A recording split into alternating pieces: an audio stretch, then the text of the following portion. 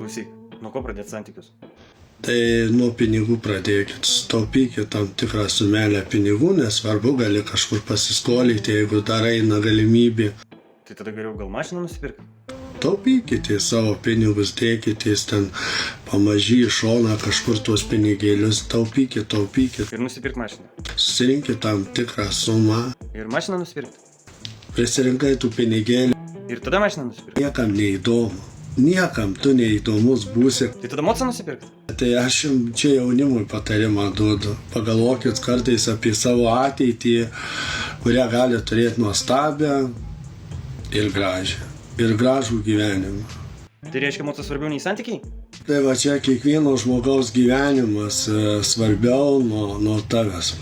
Nuo manęs? Ble, čia biški man dar per sudėtinga, o gali paprašiau? Reikia, kai gyveni nepatogiuose gyvenimą. Tu galvoji, čia lengviau pasakei? O apskritai, tu turėjai moterį?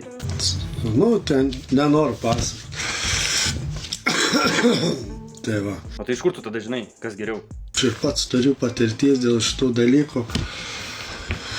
Žmogus jums gali argumentus pateikti, patarimus duoti, bet žiūrint, koks tas žmogus jums duos patarimą, jisai gali duoti jums prieš tą patarimą ir gali duoti geresnį sprendimą duoti. Tai vis dėlto pasirinkti santykius?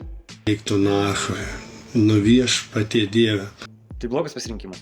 Tai bėk ir riek nachui. Supratau, taupau ant mocų. Tai va, vaikelė.